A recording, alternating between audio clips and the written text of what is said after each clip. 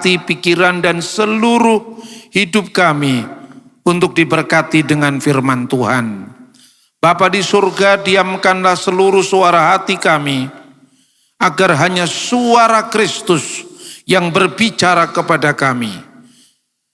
Taruh hamba-Mu di belakang salib-Mu agar bukan karena kuat gagah manusia, tetapi oleh karena hikmat yang berasal daripada-Mu.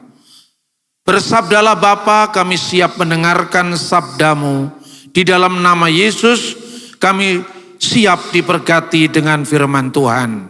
Haleluya, amin. Shalom. Kita akan membaca firman Tuhan, silakan duduk kembali. Kita akan membaca firman Tuhan dari Injil Lukas pasal 4 ayat 1 sampai dengan ayat 13. Demikian firman Tuhan.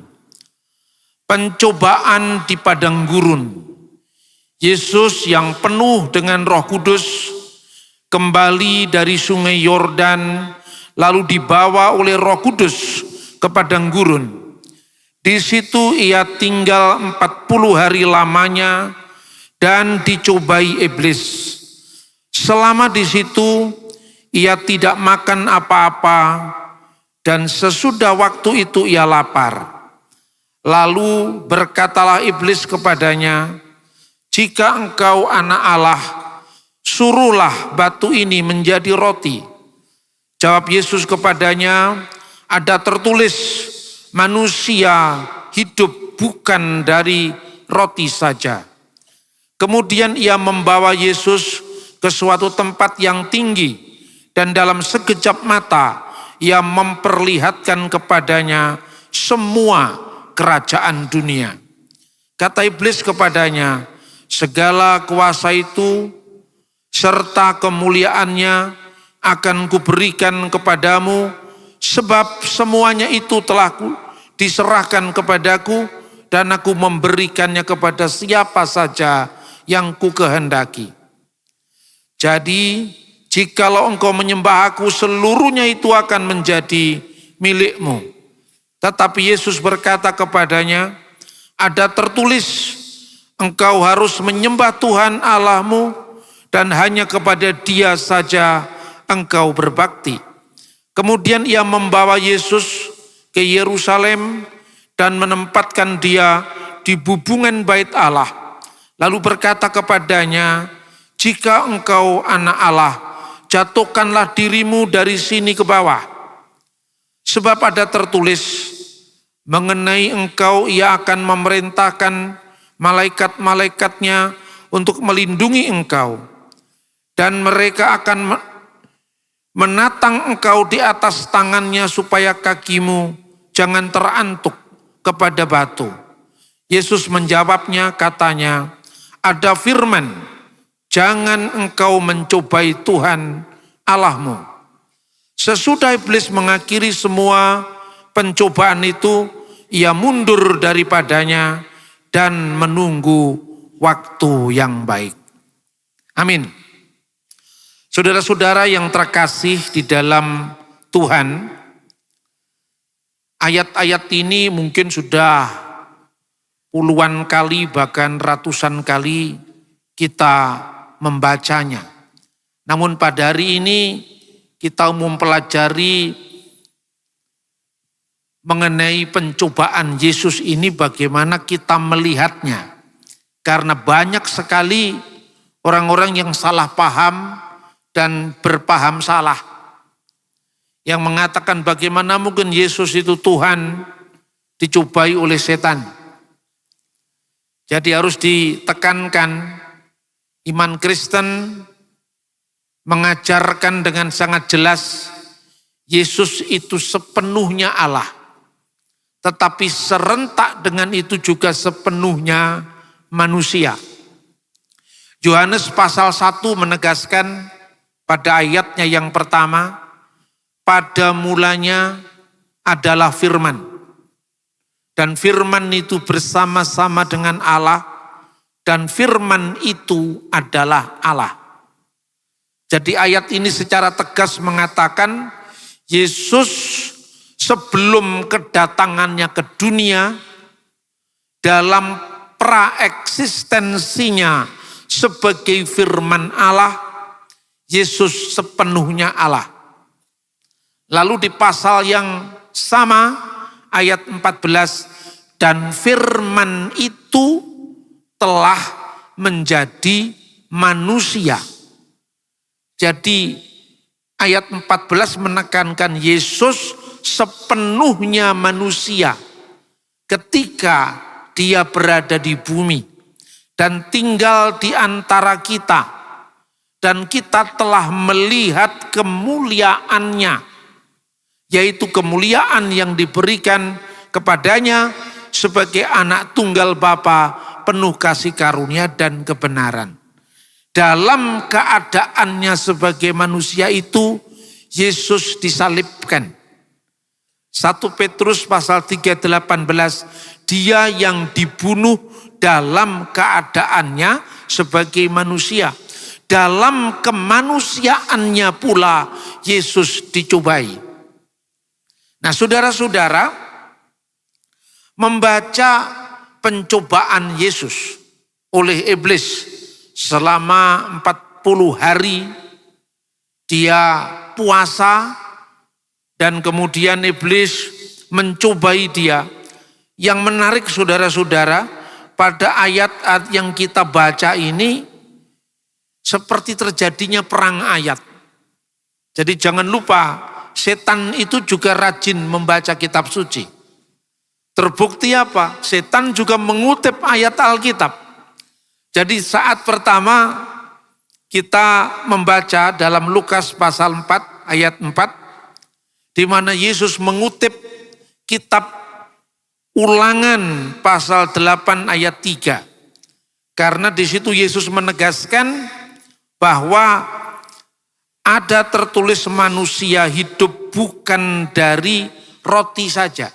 Ini kutipan dari Ulangan pasal 8 ayat 3. Lalu jawab Yesus kepadanya, ada tertulis manusia hidup bukan dari roti. Lalu tidak putus asa, iblis membawa Yesus ke suatu tempat yang tinggi. Dan dalam sekejap ia memperlihatkan kepadanya semua kerajaan di dunia. Apa kata iblis? Segala kuasa itu serta kemuliaannya akan kuberikan kepadamu. Ingat, kuberikan kepadamu. Sebab semuanya itu telah diserahkan kepadaku. Iblis bukan pemilik dunia ini. Iblis bukan pemilik harta kita, aset kita, bahkan dunia seisinya. Itu iblis sendiri mengakui telah diserahkan kepadaku. Pemilik segala sesuatu itu adalah Tuhan, Allah sendiri. Tetapi untuk sementara waktu, dunia dengan segala isinya ini dikuasakan. Seolah-olah iblis punya kuasa untuk sementara agar dia bisa mencobai manusia. Kita teringat kisahnya Ayub, saudara-saudara. Ketika Tuhan digambarkan dalam kitab Ayub itu dihadap oleh para anak-anak Allah, para malaikat maksudnya, dan hadir pula di sana iblis. Lalu Tuhan menunjukkan betapa salehnya hamba Ayub itu, hambaku Ayub itu. Tapi iblis mengatakan, ya mesti saja. Karena dia engkau berkati dengan segala kelimpahan hartanya, dengan segala yang dimilikinya. Coba kalau dia miskin. Lalu Tuhan memberikan kuasa kepada setan. Dalam Ayub 1 ayat 12, di sana disebutkan, maka firman Tuhan kepada iblis, nah segala yang dipunyainya ada dalam kuasamu. Hanya janganlah engkau mengulurkan tanganmu terhadap dirinya. Berarti Tuhan memberikan kepada iblis kesempatan untuk mencobai Ayub. Jadi iblis itu tidak maha kuasa. Iblis itu punya keterbatasan. Dia bukan pemilik. Nah, ketika dia mencobai Adam dan Hawa, dia berhasil. Adam oleh perintah Tuhan tidak boleh menyentuh buah yang ada di taman itu. Tetapi iblis mengatakan tidak. Kalau kamu memakannya kamu akan seperti Allah. Ada ambisi manusia untuk melampaui dirinya sendiri seperti Allah. Dan akhirnya Adam dan Hawa jatuh ke dalam dosa. Kali ini dia mau mengulangi dengan Adam yang kedua. Karena Yesus dalam surat Roma disebut Adam yang kedua. Dia menjanjikan kepada Yesus setelah dia mengatakan suruh mengubah batu menjadi roti. Karena apa? Dia membayangkan Mesias itu adalah pembuat keajaiban.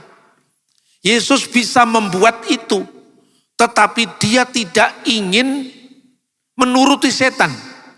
Karena sekalipun Yesus berkuasa membuat itu, kalau yang menyuruh setan, berarti dia tunduk di bawah otoritas setan. Lalu iblis mencoba untuk memalsukan fakta, bahwa segala sesuatu itu akan kuberikan kepadamu. Namun dia jujur mengatakan, sebab semuanya telah diserahkan kepadaku. Dan aku memberikannya kepada siapa saja yang ku kehendaki. Asalkan engkau menyembah aku. Nah, ini di luar wewenangnya.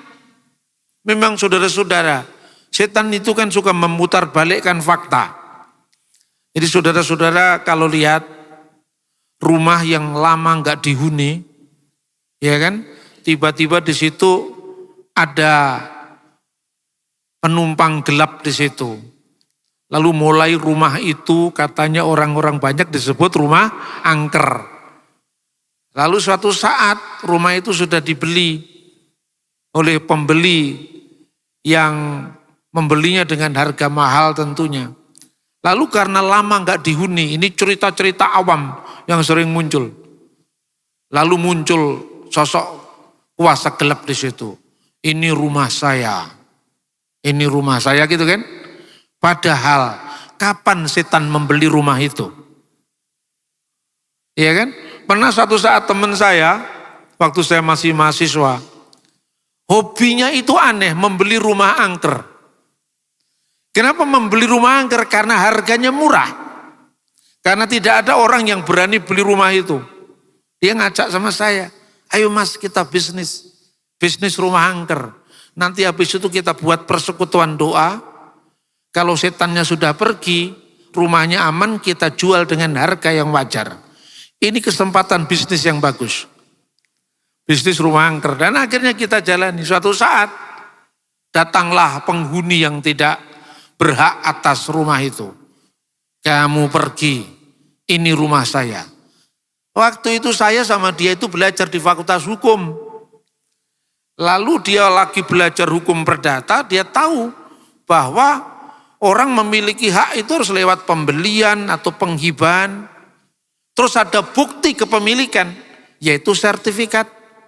Teman saya, karena malam-malam itu ada kedatangan makhluk jahat itu, ini rumahku, kamu harus pergi. Dia langsung bilang, ini belum berdoa, dia bilang, enak aja rumahmu, mana sertifikatnya? Langsung kemudian suara-suara aneh itu tidak muncul lagi. Lalu dia tanya kepada saya lagi tidur sebetulnya. Diganggu lagi bung?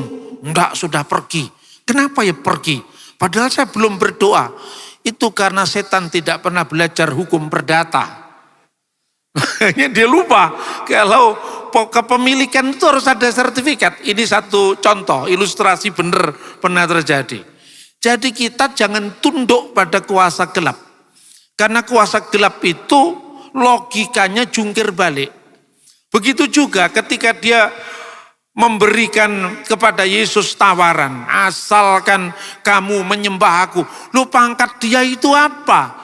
Dia bukan pemilik sebenarnya. Dan dia sudah mengatakan semuanya telah dikuasakan kepadaku. Dia cuma diberi izin. Kok dia bisa mengatakan kepada pemilik yang sah, yaitu firman Allah yang adalah Allah yang turun ke dunia. Ini pemilik sebenarnya. Ini memutarbalikkan fakta. Tapi apa kata Yesus?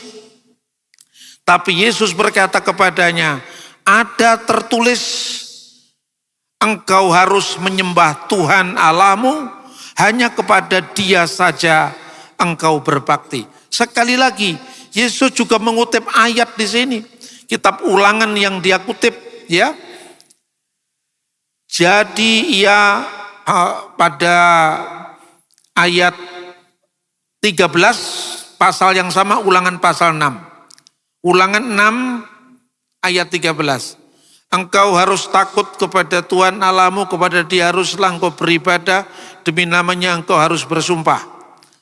Kemudian sebelumnya dikatakan bahwa iblis kemudian terus mencobai Yesus itu. Dia tidak putus. Kemudian ia membawa Yesus ke Yerusalem untuk menempatkan dia ke hubungan bait Allah. Lalu berkata kepadanya, kalau engkau anak Allah, jatuhkanlah dirimu dari sini ke bawah. Jadi pertama tadi, ayat-ayat yang kita baca tadi, Yesuslah yang mengutip ayat. Iblis belum mengutip ayat. Tapi pikirannya dia serampangan kan. Dia bukan punya hak, tapi kamu akan menyembah aku. Tetapi kali ini yang ketiga, pencobaan yang ketiga, iblis tidak mau kalah. Dia mengutip ayat. Sebab ada tertulis mengenai engkau, ia akan memerintahkan malaikat-malaikatnya untuk melindungi engkau, dan mereka akan menatang engkau atas tangannya, supaya kakimu jangan terantuk kepada batu. Dia mengutip Mazmur pasal 91. Dan saudara tahu, Mazmur 91 itu di dalam agama Yahudi. Karena orang Yahudi itu Alkitabnya persis sama dengan Alkitab kita. Ya, hanya bedanya orang Yahudi itu belum percaya bahwa Mesias itu telah datang dalam diri Yesus. Dia hanya percaya pada perjanjian lama, namun dia tidak percaya dengan perjanjian baru. Karena bagi dia, nubuatan Nabi Yeremia pasal 31 ayat 31 sampai dengan 33 ini belum terjadi. Maka kitab yang sama oleh orang Yahudi disebut dengan Tanak, yaitu isinya perjanjian lama dari kitab Kejadian, Keluaran, Imamat, Bilangan, Ulangan, lalu kitab nabi-nabi, lalu tulisan-tulisan suci yang lain. Kalau diurutan Kristen dari Kejadian sampai Maleaki, itu persis sama dengan kitab suci kita. Hanya mereka menyebut dalam bahasa Ibrani Tanak, singkatan dari Torah, yaitu Torat, Nebim, nabi-nabi, dan Ketubim, tulisan-tulisan suci yang lain. Tapi mereka tidak menyebut perjanjian lama. Kitabnya sama, tafsirannya berbeda. Jadi orang-orang yang menuduh Kristen memalsukan kitab suci, biasanya saya cuma jawab ringan. Itu orang Yahudi tidak percaya Yesus. Kita Kristen percaya Yesus. Tapi kenapa kitab sucinya sama? Kalau seandainya orang Yahudi memalsu kitab, pasti demi menolak Yesus kitabnya sudah diubah. Kalau orang Kristen demi menerima Yesus, terjemahannya Alkitab disesuaikan, pasti teks Alkitabnya berbeda dengan kita. Tapi perjanjian lama Kristen dalam bahasa Ibrani maupun Tanaknya Yahudi, kitabnya masih sama. Hanya tafsirannya beda. Beda tafsir, tapi teksnya sama. Itu bukti bahwa Alkitab tidak pernah dipalsukan. Tapi yang aneh, mereka yang tidak memiliki Taurat, mereka yang tidak muncul dari penghayatan, pemikiran dari kitab suci Taurat, perjanjian lama, tapi selalu mengutip ayat untuk kepentingan klaim keyakinan mereka. Ini aneh. Karena mereka tidak sedang percaya dengan kitab itu, tetapi sering mengutipi kitab Kristen. Kenapa? Karena ini kelakuan setan. Coba lihat sekarang setan mengutip ayat yang dikutip setan pada ayat 10 dan 11. Itu sesungguhnya Mazmur 91 ayat 11 sampai 12.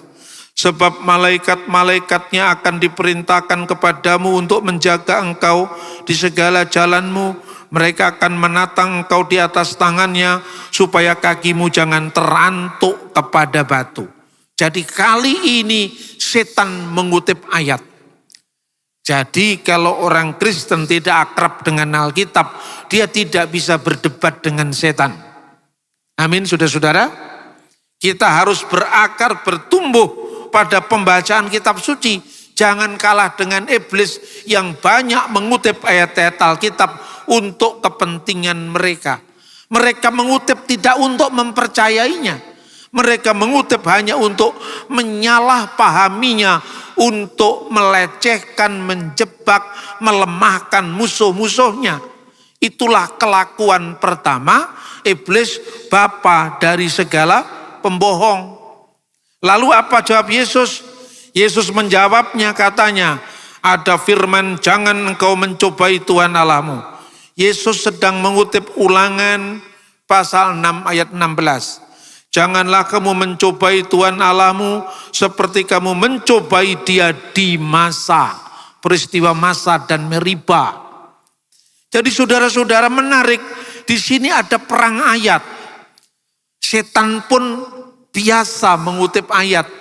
Makanya sebetulnya kalau sekedar membaca ayat, percaya Allah itu satu, itu bukan hal yang terlalu hebat. Yakobus pasal 2 ayat 19. Kamu percaya Allah itu hanya satu. Itu baik. Jadi tidak jelek, itu baik.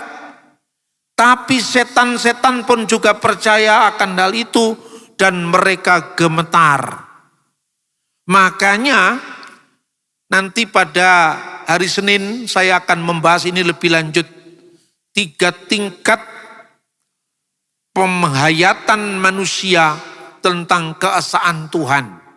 Yang pertama, keesaan Tuhan atau paham keesaan Tuhan itu disebut monoteisme. Mono itu artinya satu, theos itu Allah. Paham tentang Allah yang satu.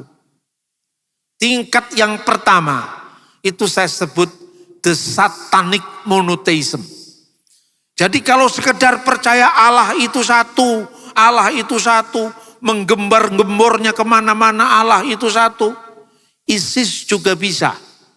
Setan aja bisa. Benderanya ISIS yang warna hitam. Saya tidak mengatakan semua saudara muslim sama. Karena orang NU warnanya hijau, ini warnanya hitam. Ya kan? Itu tertulis la ilaha illallah, tidak ada ilah selain Allah. Tapi kalau sekedar itu kan cuma bahasa. Di Alkitab bahasa Arab juga ada istilah la ilaha illallah. 1 Korintus pasal 8 ayat 4. Ya. Risalatu bulus rasulil awal ila ahli Korintus. Pasal 8 ayat 4. Wa alla ilaha illallahul ahad. Dan tidak ada ilah lain kecuali Allah yang esa. Kalau sekedar ini, iblis saja bisa. Ini monoteisme tingkat paling rendah. Makanya monoteisme yang sekedar tahu tapi tidak menjalani. Monoteisme yang sekedar bisa mengutip ayat tetapi tidak menjiwai ayat ini dan tidak melakukan ayat-ayat firman Tuhan, itu monoteisme tingkat bilangan. Hanya bisa menghitung 1, 2, 3, itu iblis bisa. Tapi ditingkatkan menjadi monoteisme, yaitu monoteisme etis Abraham. The Abrahamic monotheism. Monoteisme Abraham itu apa? Abraham itu dipanggil berbuat karena apa yang diimani. pergilah dari negerimu, dari rumah bapamu, di dalam Kejadian pasal 12 ayat 1, ke suatu tempat yang akan kutunjukkan kepadamu. Abraham belum tahu tapi masih akan diberikan. Tapi Abraham tidak pernah menyanyikan alamat palsu. Karena dia yakin bahwa alamat yang diberikan Tuhan pasti asli. Karena Tuhan tidak mungkin memberikan kepada kita sebuah rancangan kecelakaan, tapi rancangan damai sejahtera. Amin. Nah saudara-saudara, yang kedua ini, Abraham belum tahu. Dia diikat oleh kesetiaan Allah yang tidak kelihatan. Namun dia berangkat karena imannya. Maka Abraham disebut sebagai Abhama Aminim, bapak orang-orang beriman. Monoteisme tingkat kedua ini disebutkan oleh Rasul Paulus di dalam Roma pasal 16 ayat 25, 24, 25, 26. Di sana dikatakan rahasia yang didiamkan berabad-abad lamanya, tapi sekarang sudah diungkapkan dengan kedatangan Yesus. Itulah monoteisme yang menyingkapkan keesaan Allah yang tak terpahami menjadi terpahami di dalam diri Yesus Kristus yang menyatakan diri sebagai putra Allah, dan Allah yang diberitakan Yesus adalah Bapa, Putra, dan Roh Kudus, yaitu Allah yang esa. Inilah monoteisme tingkat tertinggi, monoteisme penyingkapan rahasia Allah.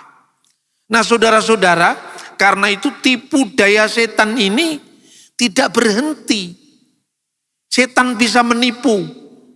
Dia percaya keesaan Tuhan. Jadi Anda bisa bayangkan, orang Yahudi kalau membaca Shema Yisrael, Adonai Eloheinu, Adonai Echad. Dengarkanlah wahai Israel, Tuhan itu Elohim kita, Tuhan itu esa. Itu bayangkan saudara-saudara, setan-setan yang nongkrong di pohon jambu, pohon rambutan, lebih banyak dia nongkrong di pohon durian. Itu pasti dia mengatakan, walah mas cuman gitu aja. Sejak dulu saya sudah tahu. Karena ada teksnya, ayatnya. Setan-setan pun tahu itu dan gemetar karena itu. Jangan tertipu. Monoteisme iman kepada Allah harus dilihat dari buahnya, yaitu buah-buah roh.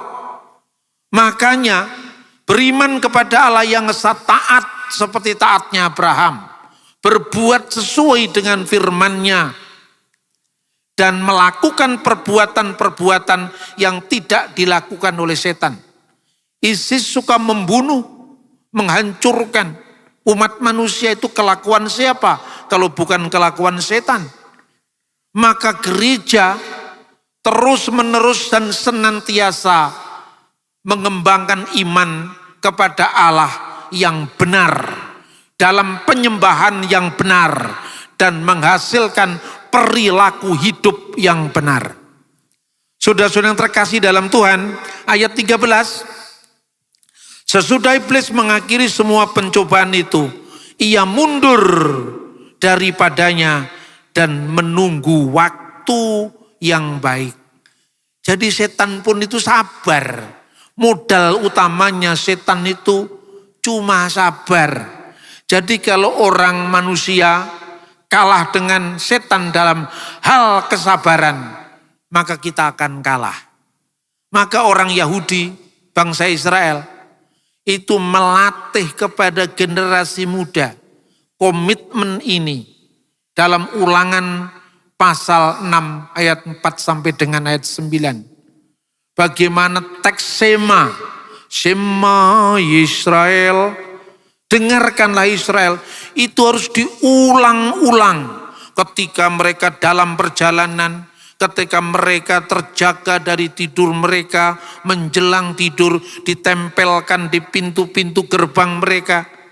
Terjadi sampai hari ini, setiap hotel atau pintu rumah orang Israel ada benda yang disebut mesusa, isinya Sema Yisrael. Harus diulang-ulang, tapi tidak berhenti pada Sema, mengakui bahwa Allah itu esa, mengakui bahwa hanya ada satu-satunya Tuhan, tidak. Tapi berbuat seperti Abraham. Kasihilah Tuhan dengan segenap hatimu, dengan segenap akal budimu, dengan segenap kekuatanmu, dengan segenap jiwamu. Karena Tuhan tidak kelihatan. Yohanes pasal 1 ayat 18, tidak seorang pun pernah melihat Allah.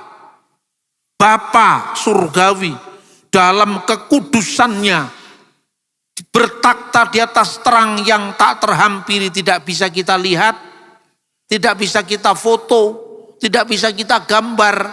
Makanya gambarnya Allah Bapa tidak ada. Tetapi melalui anaknya yang tunggal, yang ada di pangkuan Bapa, dialah yang menyatakannya. Bapa itu bertakhta di atas terang yang tak terhampiri, menjadi terhampiri karena Kristus itu terang dunia. Jadi seperti matahari yang tidak bisa kita lihat apabila tidak ada sinarnya, begitu juga Sang Bapa surgawi yang maha kekal itu bisa kita alami melalui kedatangan Yesus Kristus, terang dunia itu. Terang yang memancar dari sumber terang. Dan Allah yang satu yang sama itu, Allah yang bisa kita rasakan kehadirannya lewat Roh Kudusnya. Seperti matahari bisa kita rasakan dari panasnya. Kita lihat dari sinarnya. Sinar dan panas matahari itu menyatakan pada matahari itu sendiri. Begitu juga lewat Putra Allah, Firman yang menjadi manusia, dan lewat Roh Kudusnya kita bisa melihat dan mengalami hadirat ilahi, hadirat Allah dalam kehidupan iman kita. Amin, saudara-saudara. Lalu yang terakhir, menunggu waktu yang baik. Kira-kira setan itu sudah berabad-abad menunggu waktu yang baik. Dia telah berhasil mencobai Adam. Dan Adam jatuh ke dalam dosa. Setelah Adam jatuh ke dalam dosa, kita bisa membaca firman Tuhan dari Kejadian pasal 3 ayat 15. Apa yang tercatat di sana bahwa Tuhan akan mengadakan permusuhan antara engkau dan perempuan. Perempuan itu maksudnya Hawa di situ. Bahwa keturunan perempuan ini akan meremukkan kepala ular, setan. Namun ular akan meremukkan tumitnya. Saudara-saudara, kata yang diterjemahkan tumit itu akeb. Dan akeb itu seakar dengan kata yang membentuk nama Yaakov, yaitu Yakub. Siapa yang bergelar dengan Israel adalah Yakub. Namanya diganti dengan Israel. Makanya saya selalu mengatakan kepada anak-anak muda Kristen, gara-gara konflik Israel dengan Hamas, jangan terpengaruh dengan media sosial yang memplesetkan kata Israel dengan Israel. Ini bukan guyonan. Anda sedang menghujat apa yang dikatakan firman Tuhan. Mulai hari ini namamu tidak lagi Yakub, tapi Israel. Jadi Israel itu nama yang diberikan Tuhan. Jangan diplesetkan jadi Israel. Ini bukan guyonan. Ini penghujatan secara tidak langsung kita lakukan. Nah saudara-saudara, karena akeb ini merujuk kepada nama Yakub, maka orang Yahudi menafsirkan teks ini pergulatan Israel melawan kuasa jahat. Katanya di dalam Targum Yerusalem. Targum itu adalah the Aramaic Commentary of the New Testament kalau bahasa kita. dalam bahasa Aram. Setiap kali orang-orang Israel mematuhi Taurat, maka dia berhasil untuk memukul setan, kepala setan. Tapi setiap kali Israel meninggalkan Taurat, maka dia terluka pada tumitnya. Kejadian ini berlangsung terus menerus. Peperangan abadi antara Yetzer Hatov, kehendak baik dalam diri Israel, dan Yetzer Hara, kehendak jahat dalam Israel, akan terus menerus. Kalau Israel taat kepada Taurat, Israel menang. Kalau Israel meninggalkan Taurat, Israel kalah, setan yang menang, dan seterusnya sampai biyumi Malka Mesiha, sampai zamannya Raja Mesias, sampai zamannya Mesias datang. Bagi setan tidak ada obatnya ketika dia terluka selamanya. Kenapa? Karena kepada setan tidak dibuka pintu pertobatan. Karena dia sudah memilih dari awal untuk mendurhaka dan memberontak terhadap Tuhan. Tapi kepada anak-anak atau keturunan dari perempuan ini masih ada obatnya, masih ada penyembuhannya nanti saatnya zaman Mesias. Oke, jadi kalau iman Kristen menafsirkan Kejadian pasal 3 ayat 15 sebagai proto-evangelion, berita kabar baik pertama tentang penebusan. Ini bukan karangan orang Kristen. Karena memang sumber Yahudi sendiri mengakui bahwa ada pertarungan antara Israel dan setan sampai berakhir ada penyembuhan pada saat Mesias datang. Soalnya hanya satu saja, Israel belum percaya dengan Yesus. Tapi kalau Israel percaya dengan Yeshua HaMashiach sebagai juru selamat dan Injil diberitakan, Injil kerajaan diberitakan kepada seluruh muka bumi, maka kesudahannya akan tiba. Ini firman Tuhan, saudara-saudara. Nah, lalu dia berhasil mencobai Adam dan Hawa sampai Adam dan Hawa jatuh ke dalam dosa. Berita ini yang pertama kali diumumkan oleh Tuhan. Aku akan mengadakan permusuhan antara engkau dan perempuan ini, antara keturunanmu dan keturunannya. Pertanyaannya, bahasa yang diterjemahkan keturunanmu itu zerah, artinya benih. Antara keturunanmu berarti benihnya perempuan. Kira-kira benihnya dari laki-laki atau dari perempuan? Apa perempuan punya benih? Benihnya dari laki-laki. Sementara dikatakan antara benihmu dan benihnya, maksudnya iblis. Berarti keturunan perempuan ini adalah Adam yang kedua, yaitu benih dari Roh Kudus langsung. Karena perempuan tidak punya benih. Itulah yang dilahirkan oleh Bunda Maria yang lahir dari kuasa Roh Kudus. Amin. Kemudian yang kedua, dan keturunannya dan benihnya. Benihnya setan. Setan apa punya benih secara fisik? Tidak. Tapi benih spirit. Yaitu pengikut-pengikut setan yang terus berjalan sampai nanti kesudahannya dikalahkan oleh kuasa Yeshua HaMashiach, kuasa Sang Juru Selamat. Nah, makanya kesempatan itu digunakan oleh setan. Dia, saudara-saudara, mencoba terus-menerus menunggu waktu yang baik.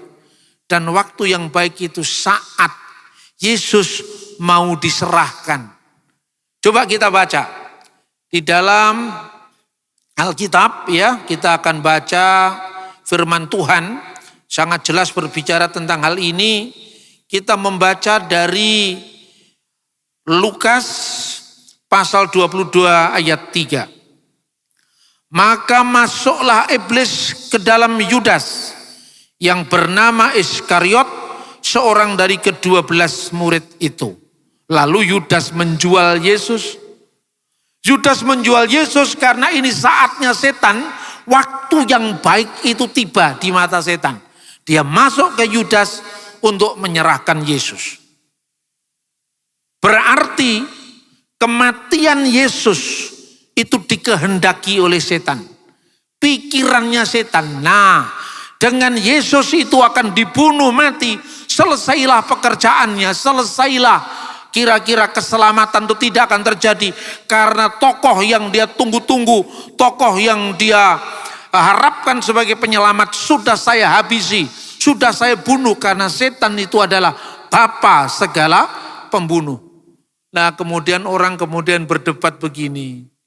Kalau gitu penyaliban Yesus itu rencana Tuhan atau rencana setan? Ya kan? Ini lagi rame ini. Tapi saya kalau lagi rame-rame itu tidak pernah muncul saya. Karena apa? Saya tidak mau perdebatan-perdebatan intern Kristen begini dimanfaatkan oleh si dia ini tadi. Orang Batak bilang itu simbolis namar tanduk. Yaitu iblis yang punya tanduk itu. Kita ada di era medsos. Tapi kita tidak pintar membaca tanda-tanda zaman. Apapun yang kita lakukan di dalam segala perdebatan di dalam itu dimanfaatkan oleh pihak ketiga. Dan apabila Injil mulai diberitakan, gaduh atau kegaduan ini akhirnya membuat harus tertunda lagi berita Injil ini diterima oleh orang lain. Kalau saya jawabannya sederhana, terlalu mudah dijawab itu. Iblis atau Allah? Pertanyaan pertama saya begini. Apa iblis itu seimbang dengan Tuhan sehingga dibandingkan? Ayo sekarang pikir. Iblis itu bukan musuhnya Tuhan yang seimbang. Masa sejak dulu sampai sekarang Tuhan gak menang-menang lawan setan? Memang setan itu pangkatnya apa sehingga begitu ditakuti sehingga kita membuat dia justru GR. Tujuan setan memang membunuh. Tapi pertanyaannya, dengan dipunduhnya Yesus di lewat salib, kan berarti ada penebusan. Berarti setan semestinya mendapatkan penghargaan. Karena Yesus disalib ada penebusan. Jadi terima kasih ya setan, karena engkau sudah membunuh Yesus di kayu salib. Apa begitu?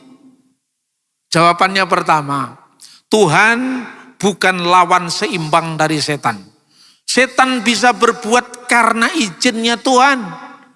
Dia bukan makhluk yang otonom pada dirinya sendiri, tapi ada ketergantungan dengan yang maha kuasa. Yang kedua, ya, kita bisa lihat, setan tujuannya membunuh.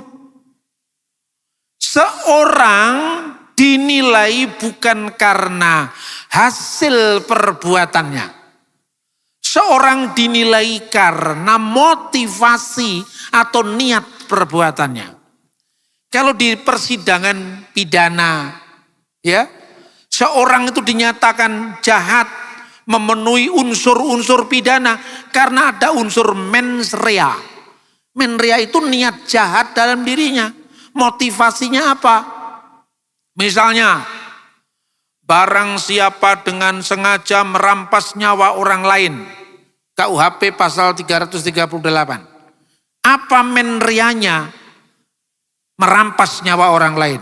Pembunuhan sebagai tujuan. Tetapi kalau orang punya sakit, misalnya darah tinggi, kemudian sesama teman, dia bertengkar, saling emosi, kemudian dipukul. Pukulannya sebetulnya pukulan ringan, tapi karena kaget, temannya ini meninggal, itu kematian bukan tujuan. Tapi ini penganiayaan ringan yang menyebabkan kematian. Itu hukumannya beda. Jadi orang dihukum bukan karena hasil perbuatannya mati atau tidak, cedera atau tidak, tapi motivasi perbuatannya itu. Gak usah baca Alkitab terlalu dalam, baca hukum pidana aja selesai. Paham tak saudara-saudara? Jadi orang dinilai karena hasil bukan hasil perbuatannya, tapi karena motivasinya. Tidak pernah ada motivasinya Yudas menyerahkan Yesus. Sebaiknya saya serahkan saja Yesus supaya Yesus disalibkan. Dengan disalibkan saya akan mempercepat penebusan. Enggak ada seperti itu. Pikiran Yudas itu fulus. Dia bendahara yang tidak jujur. Dia ingin dapat uang dari pengkhianatannya itu. Makanya dihukum bukan karena hasil perbuatannya, tetapi karena motivasi atau niat perbuatannya. Kedua, saya sampaikan, iblis itu tidak terlalu pinter. Dia ini sebetulnya bodoh, iblis itu. Coba saya tunjukkan kebingungan setan dalam peristiwa penyaliban Yesus.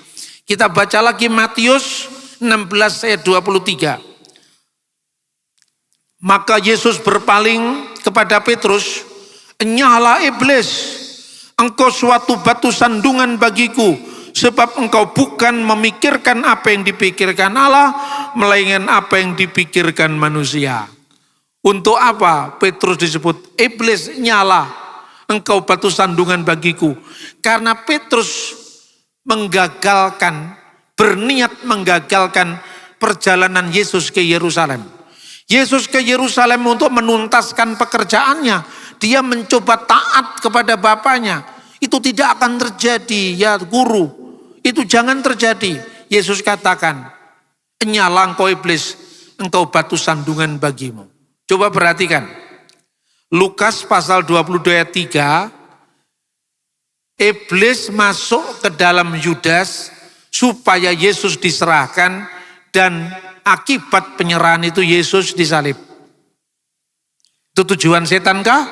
Yang kedua, dapat dikatakan kira-kira kenapa Petrus disebut nyala engkau iblis? Karena perbuatan Petrus sebenarnya perbuatan iblis. Maka Yesus mengenyahkan iblis dari Petrus. Berarti iblis sempat mempengaruhi Petrus. Untuk apa? Tidak ke Yerusalem. Agar apa? Agar Yesus tidak dianiaya dan berakhir disalibkan. Loh, ini iblis bertentangan pada dirinya sendiri. Dia masuk ke Yudas supaya Yesus dibunuh. Dia masuk ke Petrus supaya Yesus tidak dibunuh. Ini bukti kebodohan setan. Saudara-saudara, paham? Jadi setan tidak berimbang dengan Tuhan. Tidak seimbang dengan Allah. Makanya segala yang berkaitan dengan istilah penebusan, istilah dibeli oleh darah yang mahal, itu bukan proses transaksi perdata seperti apa adanya. Kamu telah dibeli, Paulus mengatakan, aku telah dibeli dengan harga yang mahal. Kalau HP ini Anda beli, saya kehilangan barang. Benar apa tidak? Tapi ketika hidupnya Petrus dibeli oleh darah yang mahal, bukan berarti hidupnya Paulus hilang. Ini pembelian tanpa kehilangan. Ini penebusan tapi bukan seimbang. Karena apa? Karena Allah tidak membutuhkan kita dalam makna berimbang dengan dosa kita.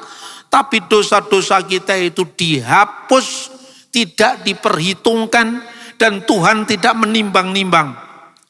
Wahai Yesus, ingatlah akan aku, kata penjahat disalib sebelahnya Yesus. Jikalau engkau sampai di kerajaanmu. Yesus katakan, truly I tell you, today you will be with me in paradise. Hari ini aku berkata, sesungguhnya kamu akan bersama aku di dalam Firdaus. Hari ini juga kamu akan bersamaku di Firdaus. Yesus tidak tanya, umurmu berapa? 40 tahun Tuhan. Jadi perampok berapa lama? 30 tahun. Berarti hampir 90% hidupmu kamu merampok. Nanti dulu ditimbang dulu. Tidak. Yesus tidak melakukan hitung-hitungan seperti orang nebus barang atau membeli barang. Jadi menebus, membeli dalam konteks perjanjian baru tidak bisa dilihat dari konteks hukum perdata. Tetapi itu lingkaran kasih kekal yang Tuhan berikan tanpa menuntut balas dari kita. Amin. Itulah kasih terbesar, yaitu kasih yang memberikan nyawanya kepada sahabat-sahabatnya. Ayat terakhir kita bisa membaca, apa yang kita rancangkan sebagai kecelakaan, Tuhan mengubahnya menjadi keselamatan dan damai sejahtera. Kejadian 50 ayat 20. Memang kamu telah mereka-rekakan apa yang jahat terhadap aku. Ini kata Yusuf. Tetapi Allah telah mereka-rekakannya untuk kebaikan dengan maksud melakukan seperti yang terjadi sekarang ini, yakni memelihara hidup suatu bangsa yang besar. Untuk apa saudara-saudara Yakub, saudara-saudara Yusuf memasukkan Yusuf ini ke sumur? Untuk mencelakai dia, untuk menginginkan kematiannya. Tetapi Tuhan selamatkan dia lewat orang Ismail yang sampai akhirnya dia dijual ke tanah Mesir sebagai budak. Dan dari situ Tuhan angkat dirinya sebagai mangku bumi Fir'aun di Mesir. Yusuf yang saudara-saudaranya mereka-rekakan kecelakaan pembunuhan, tetapi Tuhan mengubahnya menjadi keselamatan bagi bangsa yang besar. Jadi ingat, bukan karena hasil perbuatannya Yusuf kan menyejahterakan saudara-saudaranya, menyejahterakan bangsa Mesir. Tetapi pikirannya saudara Yusuf apa ketika dia membuang saudaranya ke sumur? Kita buang saudara kita ini, yang paling imut, yang paling lucu ini ke sumur, agar supaya nanti dia ditangkap oleh orang, setelah itu dijual agar dia jadi wali negeri atau jadi mangku bumi di Mesir, agar dia bisa mengangkat saudara-saudara. Oh tidak, dia mereka-rekakan kecelakaan seperti setan mereka-rekakan kecelakaannya Yesus untuk membayangkan bahwa misinya Yesus akan segera berakhir dengan Yesus diserahkan. Tapi ternyata Yesus bangkit dari antara orang mati. Dan itu membuat iblis bingung juga. Ternyata justru kematian Yesus tidak berakhir begitu saja. Tetapi pada hari ketiga bangkit di antara orang mati. Dan dengan itu umat yang percaya kepadanya diselamatkan. Dan itu awal dari keruntuhan setan itu sendiri. Li'annahu akhada akhaballahul alam hatta badala ibnahul wahid likai la yuhlika kullu man yu'minu bihi bal tahunu lahu hayatul abadiyah. Karena begitu besar kasih Allah kepada dunia ini sehingga ia telah memberikan anaknya yang tunggal supaya setiap orang yang percaya kepadanya tidak binasa melainkan memperoleh hidup yang kekal. Amin. Bapa Surgawi, terima kasih Tuhan, pada akhirnya kami bersyukur karena seringkali kami merancangkan kecelakaan atas saudara kami. Kami merancangkan perbuatan-perbuatan jahat. Namun Tuhan, Engkau tidak pernah terlelap dan tidak pernah tidur.